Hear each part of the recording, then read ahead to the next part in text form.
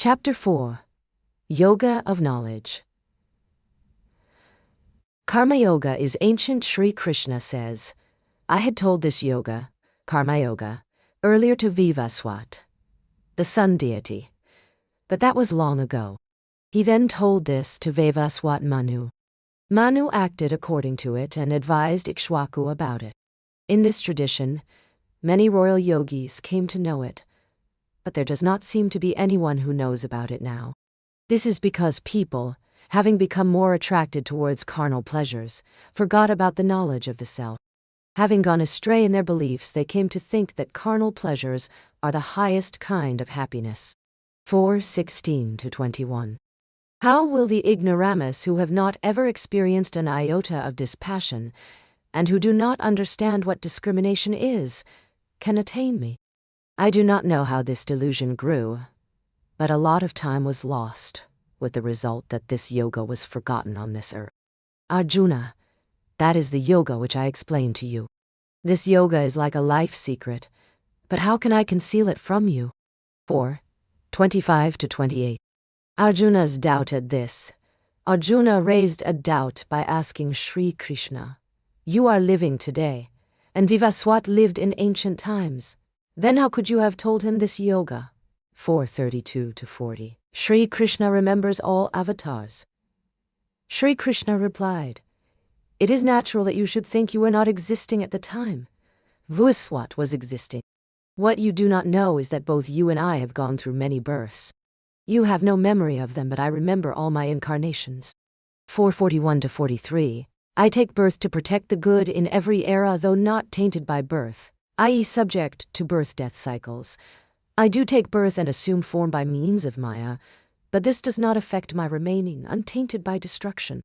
Form and attributes. 4:44-46. Because it is the tradition from early times that I should protect the Dharma, righteousness, appropriate to the particular age, yuga, I take birth to protect my devotees and destroy the ignorance whenever wickedness defeats righteousness. 4:49-50. Then I eliminate the wickedness and erase the stains of the sins, and by bringing together the Dharma and ethics, remove the lack of discrimination. Whole world then fills with happiness. Dharma reigns in the world, and devotees are full of sattva attribute. Whenever I take birth, sins vanish and merit rises. I take birth for these tasks in every yuga. Only persons of knowledge know this secret of mine. 4:51-57. He who understands that I am not attached to anything, that I take birth, though I am birthless, and perform actions, though I am actionless, is liberated. Though he may be in his body, yet he is not bound by it. He comes to me when he dies. 4:58-59. Gracing devotees according to perception, those of my devotees who do not bother about the past or the future are not affected by anger and desire. They become one with me and spend their life only for serving me. Those who are immersed in the knowledge of the self, by becoming unattached, become one with me, and then there is no difference between them and me. 4:60-63. I grace people according to the manner by which they express their devotion to me. It is the natural tendency of man to do my upasana, worship. But through ignorance or due to delusion, most people think of me in many different forms, though I am one and the only God. I am without name, but they assign different names to the different forms which they consider as deities. I am all-pervading, but they qualify my forms as superior or inferior. 4:66-70. With desire in their minds they worship these deities. They gain the fruits therefrom, but actually that is the fruit of their actions, there being nothing other than actions which can give fruits. 4:71-73. I am the witness to the worship of all these deities, but each worshipper gets the fruits according to his attitude. 4:76. 4 castes. Though all persons are alike, I have divided them into 4 types according to their qualities and actions. Thus the 4 castes have been created. The actions prescribed for each caste have been determined taking into account the combination of their natural tendencies and qualities. Therefore, even though the 4 castes have originated from me, I am not their creator, and one who understands this is liberated from the ties of the actions. 477 to 81. The desireless actions of the past seekers who understood this led to their liberation. 482 to 83. Thoughts of actions involve even wise persons are puzzled about the significance of action and non-action. Therefore, it should not be interpreted as one likes. 484 to 85. The actions of even spiritually very powerful persons have turned out to be desireful actions because of wrong notion of actionlessness. 487. I shall explain this to you. 488. What leads to the formation of the universe should be understood as action, and its meaning should be understood first. One should also understand the appropriate action for each caste, and the fruits thereof. Also, one must understand the nature of the prohibited actions so that one does not get involved in them. This world is governed by actions, therefore, the scope of actions is very mysterious. 489 to 92. A perfect person. Now listen to the characteristics of a person who has reached perfection. Even as he performs actions, he does not consider himself to be the doer, and does not keep expectations about the fruits. Apart from a sense of duty, he has no other reason for actions. It must then be considered that actionlessness has been well ingrained in such a person. Such a person should be considered as having understood the meaning of non-action and an enlightened person. 493 to 95. He who realizes self-knowing that performance of his actions is unreal from the point of view of the self is a real person of non-action. 498. He enjoys the worldly pleasures without being attached or being affected by them, and even by remaining in one place he travels through the universe, and actually himself becomes the universe. 101 to 102. He who is not averse to actions nor is drawn to them, and is not tainted by the ambitious thoughts like I shall do this, or I shall complete this, and has offered all his actions to knowledge should be considered as Supreme Brahman itself. 103 to 105. He is not bothered about his person, is desireless about the fruits of his actions, and is always happy. He is always content, but constantly seeks the experience of the self. 106 to 107. Shedding expectations and ego, he experiences more and more the sweetness of the bliss of the self. Therefore, he is happy with whatever comes to his lot. He does not say that this is mine and that is somebody else's. The very actions he performs merge into him because he does not see anything other than self in this world. How can actions affect such a person? 108 to 112. There is no doubt that such a person is liberated in all ways. He remains actionless even while doing actions and attributeless even though outwardly he may appear to have attributes. 114. Since he considers action itself as Brahman, all his actions become non-actions, and therefore he remains unattached to them. 121. Yanas now Shri Krishna tells about various kinds of yajnas. Note that traditionally a yajna needs a fire in which various sacrificial offerings are made. Some people practice yoga after attaining maturity by giving up the indiscrimination from their nature and adopting dispassion. This is their yajna in which they indulge day and night. Only those who have sacrificed the ignorance along with their mind in the fire of, i.e., with the help of, the mantras given by their guru, should do this yajna. 122 to 123. Daivayana, a yajna, performed in the fire of yoga with the intention of attaining self, is called Daivayana. 124. Brahmayana, Some others follow the path of knowledge to attain Brahman. This is also a type of yajna in which knowledge itself is burnt as an offering in the fire of Brahman until knowledge and the knower become one with the Brahman. This is called Brahmayana. 4. 125. NB. These two yajnas are mentioned in the Gita Shloka 425, which is translated as some yogis worship the deities alone, while others offer sacrifice itself by the way of sacrifice in the fire of Brahman. This is difficult to understand in the original, but Dnyaneshwari Maharaj has expanded upon it. Meditation. Some sacrifice the sense pleasures through self-control and practice of 3 stages of yogic meditation, viz. Dhyan, Dharana, and Samadhi. 4. 125 to 129. Yajna of self-control. Some others burn their desires and ambition from the 5 sense organs after attaining dispassion. Thus, all the bad attributes vanish. 4. 130. Guru Mantra. Some others, with dispassionate attitude and the continuous chanting of the mantras given by their guru, began lighting the fire of knowledge, of the self.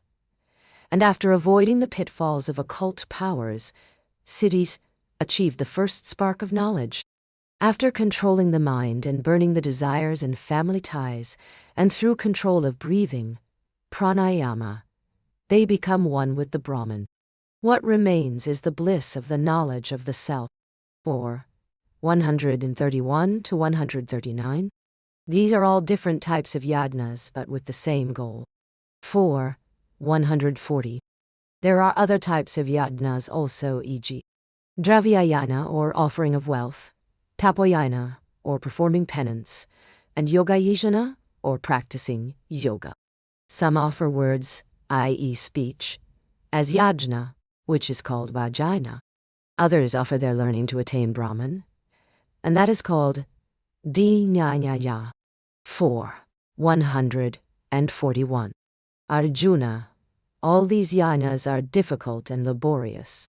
But persons who control their senses and practice yoga can do them because they have sacrificed their ego. 4. 142 to 143. Pranayama.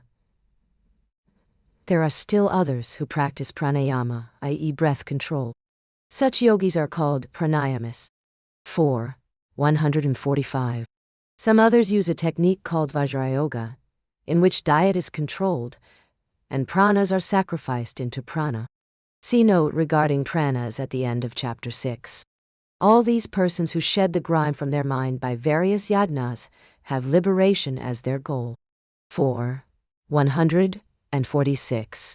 Attaining Brahman by yajnas. Thus, all these people perform these various yajnas with the intention of attaining liberation and wash away their impurities of the mind by their means. 4. 147. After the ignorance about the soul is burnt away, what remains is its pure form alone, and then there remains no difference between the sacrificial fire and the performer of sacrifice. Thus, the intention of the performer is fulfilled. Sacrifice ends and all actions get nullified. Then the thoughts or imaginations do not enter the mind. The duality ends, and with the ultimate knowledge that remains they experience the unification with the Brahman. 4. 148 to 151.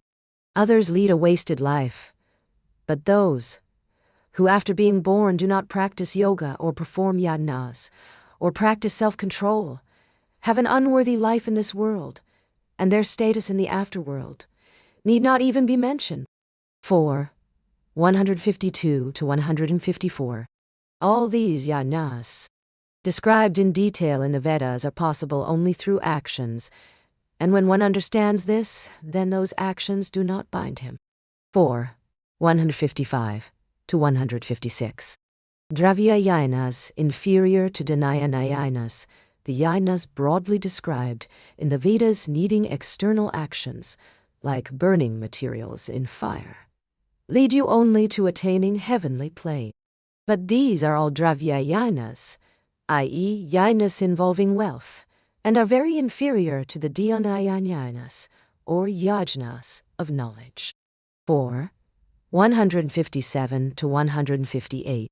Serving saints gives knowledge. If you desire to gain this most superior knowledge, then you should serve saints in every way. They are the depository of knowledge, and service is the gate to it. Therefore, capture it by serving them. Then make your obeisance to them with all you have, and shedding your ego be their servant. Then ask them questions about whatever you wish to know, and they will explain it to you. Once you understand it, desires will not enter your mind. You will lose all your fears and be fit to attain Brahman, and will see everything including yourself as my form. Thus your delusion will vanish once you get the favors of a true guru. 4. 164 to 170. Knowledge is incomparable. This knowledge is so powerful that it can remove the ignorance in your mind, even if you are a worse sinner or full of illusion and delusion. There is nothing else in this world comparable to knowledge and as encompassing. 4. 172 to 174. This knowledge cannot be compared with anything except itself. Just as if one asks the taste of nectar, the answer is like nectar, and nothing else. Now, I shall tell you how to gain that knowledge. 4. 180 to 185.0. Peace comes with knowledge. Knowledge seeks him who is fed up with sense pleasures in preference to the pleasure of the self-realization, who does not bother about the sense organs, who does not allow desires enter his mind, does not feel responsible for the things which occur naturally, and who has become happy by faith. Peace resides in the mind of such a person. Once the knowledge becomes firm in his mind, he attains self-realization, and peace reigns in his mind. He sees peace wherever he casts his glance, and duality about this is mine, and that is another person's vanishes from his mind. 4. 186 to 190. Uninterested person's life is meaningless. What meaning does the life of a person not interested in knowledge have? Death is preferable to such a life. 4. 192. A person may not have gained knowledge, but if he shows even a little interest, then there is some hope that he will gain it. But if he does not, then he will be surely afflicted by doubts. 4. 194 to 195. One who is thus afflicted by doubts can be definitely considered as lost to the happiness in this world as well as the next. 4. 198. A doubting person does not differentiate between truth and falsehood, proper and improper, beneficial and harmful. 4. 200. Therefore there is no greater sin than to doubt. The one means of destroying it is the knowledge. 4. 202 to 203. Therefore, Arjuna, get rid of the doubts in your mind. 4. 28. Notes on Vivaswat, Vivaswan and Ikshwaku. 4:16 to 21. According to the Puranas, Vivavan is the sun god of the Vedic times. He was one of the 12 sons of Aditi, known as the Adityas, born of Rishi Kashyap. The latter was the son of Marichi, one of the 7 rishis, Saptarshi, considered to be the sons of Brahma the creator, born from his willpower. Vivaswat's son, Vivaswat, was a Manu, that is progenitor of mankind. Manu's son Ikshwaku is the first of the solar dynasty of kings, so called because his grandfather was the sun god Vivaswan. Solar dynasty ruled in Ayodhya in North India. Sri Rama, the hero of Ramayana, was the 58th king in the genealogy given in the Puranas. Historians, interpreting the tales given in the Puranas, say that of the 12 Adityas, Indra, Varuna, Vivaswan, and Vishnu became the most distinguished. These belonged to the Deva branch of Aryans as opposed to the Ashura branch of Aryans, which settled in Persian region, and were always at war with the Deva Aryans. Vivaswan was not a warrior, but a man of learning and a poet. Indra and Vishnu led the Aryan clans in their migration to the Afghanistan region and the northern part of India. The conquered lands were distributed among 22 groups, of which 11 were in India. Manu belonged to one of the latter. He chose Ayodhya on the banks of river Sharayu as the capital of his kingdom. Manu, like his father Manu, also was not a warrior, but a man of learning, religion, and peace. He is credited with the code of ethics known as Manusmriti.